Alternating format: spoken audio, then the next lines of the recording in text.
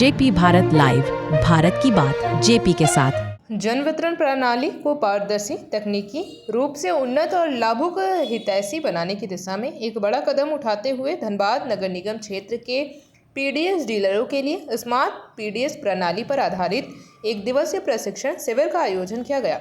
यह शिविर Dhanbad new town hall में आयोजित हुआ, जिसमें नगर निगम क्षेत्र के 700 डीलरों ने भाग लिया।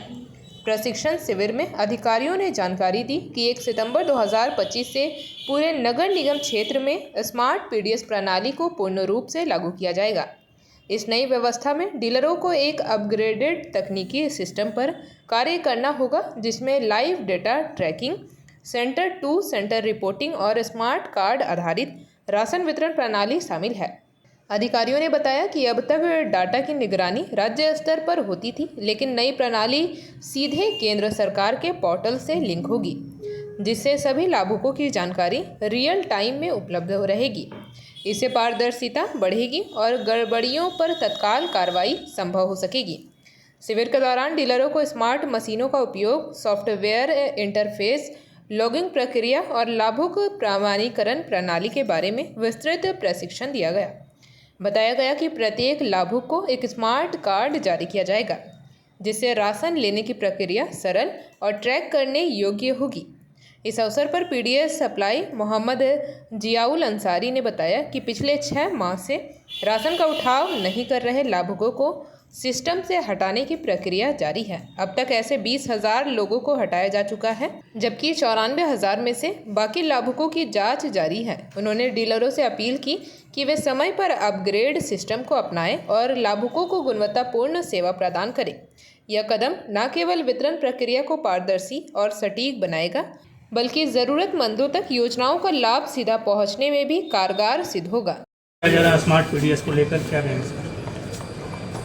सरकार की ये सोच है कि हमारा जो खाद्य सुरक्षा के तहत जो हम लोग लाभुकों को खाद्य सामग्री उपलब्ध कराते हैं, इसमें पारदर्शिता हो, स्मार्ट हो, इसीलिए ये आज प्रशिक्षण कार्यक्रम चलाया जा रहा है।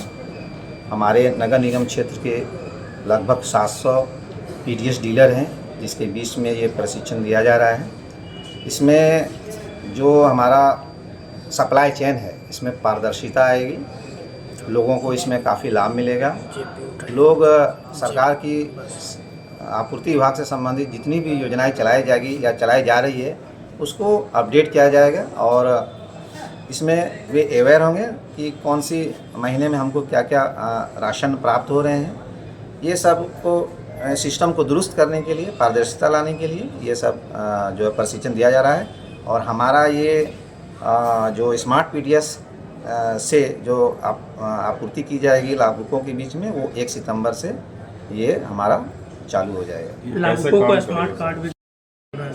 हाँ, अभी इसमें है स्मार्ट पीडीएस में, बट अभी सरकार इस पर अभी हम लोगों का कोई ऐसा सूचना नहीं प्राप्त हुई है, लेकिन इसको आने वाले दिनों में ये दिया जाएगा। ये ई पोस्ट मशीन में क्या परेशानी आ रही है? ई पोस्ट मशीन में कुछ ऐसा कोई समस्या नहीं है, उसमें नेटवर्क का कुछ इशू आता है। अभी भी हमारा जो मशीन में वो ये 2G काम कर रहा है, उसको हम लोग ये स्मार्ट पीडीएस आने से वो 4G के जैसा काम करना शुरू कर देगा। और हमारा डीलरों को मिलने जा रहा है, और अभी तक क्या परेशानी हो रही है? स्मार्ट पीडीएस तो सरकार की अपना योजना है। अब सरकार इसको लागू कर रहा है। जब चालू होने के बाद पता चलेगा कि डीलर को कितना फायदा हो रहा है, कि उपभोक्ता का कितना फायदा हो रहा है।